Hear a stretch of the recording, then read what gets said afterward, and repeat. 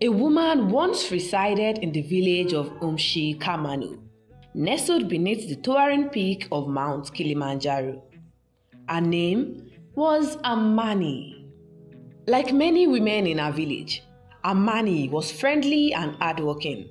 She spent her days planting and harvesting crops on her family farm. Yet, deep within her heart, Amani wanted more. In a community where every role was predetermined, she longed to carve her own path. She wanted to be more than just a dutiful daughter or an extra pair of hands on the farm. After the death of her only surviving relative, her grandmother, she was given the opportunity to live life on her terms. While sorting her grandmother's belongings, Amani found something, a calabash. It was polished to a soft sheen and adorned with ancient chaga symbols. While she didn't know its purpose, but she sensed it was too valuable for everyday use.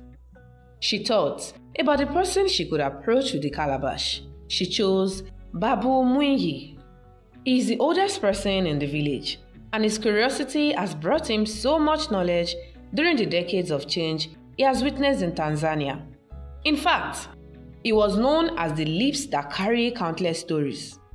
This, my child, is no ordinary god, Babu Mwinyi whispered. It carries the gift of foresight, showing fragments of what may come. But beware, these visions are mere shards of a broken mirror. The truth lies not just in what you see, but in how you understand it. Amani's yearning for purpose had found an answer. Destiny had spoken. She thought. She asked Babu Mwinyi how she could use the calabash for its power. "Place it beside your pillow before you sleep," he said. As she walked home, excitement bubbled within her. But so did Mwinyi's warning. Wisdom is not given, it is earned. Also, knowing her grandmother, the fact that she never told her about the calabash and hid it away was a form of warning. Yet, despite her doubts, Amani knew she couldn't ignore the chance for a different life. That night, as the village slept, Amani made her choice. She would embrace whatever destiny the calabash revealed. But Amani had no dream that night. The next night was the same, and the next and the next. Amani was disappointed. She even slept at different times of the day to incite the powers of the calabash. A month passed and nothing. She eventually forgot about the calabash beside her pillows. Then, one night, the dream finally came. It was so sudden that she almost ignored it. The dream was clearer than any dream she had in the past. Hence, she approached the elders of the village. "The rains are coming," she said. "We must protect the crops." Skeptical glances were exchanged, but they heeded her warning to avoid a similar situation that had happened before she was born. The skies burst open a week later, soaking the fields that had been carefully covered. This heavy rainfall also invited murmurs of astonishment through the village. The murmurs said that Amani had seen what no one else could. Days later, Amani had another dream. The dream showed tiny feet running and tripping dangerously near the village well. Amani's heart pounded the instant she woke up that morning. She rushed to the well, arriving just as little Jabari tripped. Her outstretched hands caught him, saving him from what could have been a fatal fall. The villagers' eyes were filled with gratitude, and whispers of her gift quickly spread. With each passing day, farmers, mothers, and even the village headman came to her for guidance. "When should we plant the next harvest? Will my son return safely from the city?" Amani's confidence bloomed. But with it came a weight she never anticipated. It was Babu Mwinyi's words. "Wisdom is not given, it is earned." Then she had another dream. In it, a stranger's shadow stretched across Kamano, followed by wilting crops and hushed cries of illness. She gathered the village the next morning, her voice trembling. "A stranger will come," she warned. "With them, misfortune will follow." Kamano, once a bustling hub during market days, now moved with suspicion. Every unfamiliar face was met with wary eyes. Every traveler was viewed as the person who would bring about doom to the village.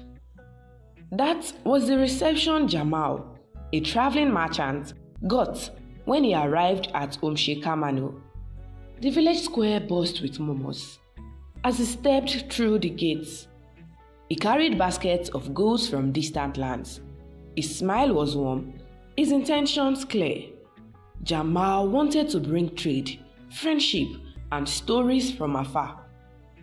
But Kamano's trust had already been shaken by Amani's warning. Amani's warning hung over the village like a dark cloud. Mothers pulled their children close. Farmers tightened their grips on their tools. And the village headman's face hardened. "We cannot welcome you," the headman declared. "Your presence brings misfortune." Jamal's heart grew heavy as he left, his footsteps fading like whispers in the wind. Days later, the rain ceased, the riverbeds dried, and crops withered under the unrelenting sun. Whispers echoed through Kamano. Amani's vision had spared them from something far worse. But the calabash was not yet done with Amani. One night, it showed her a new vision. Fields barren, not from curses, but from the village's own isolation. Battering ceased, supplies dwindled, and hope flickered like a dying flame. Tears welled in Amani's eyes as she realized her error.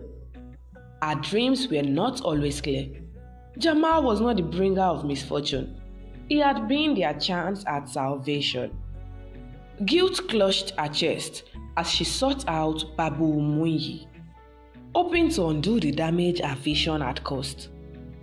"Child," he whispered, "true wisdom is not in never making mistakes, but in recognizing them and seeking to make amends. You are doing better than your grandmother, who was not using the calabash." Determined, Amani set out at dawn. The journey tested her spirit, blistering it, nights alone under the vast sky, and doubts that gnawed at her resolve. But with each step, she reminded herself, it is not the vision that shapes destiny, but the choices we make after each vision and advice. Eventually, Amani's journey led her to a bustling market town where she found Jamal, now a prosperous trading farmer connected with others across the country. Amani approached him with humility. "Jamal, I wronged you," she confessed. "I let fear cloud my judgment. Our village needs you, not as a savior, but as a friend."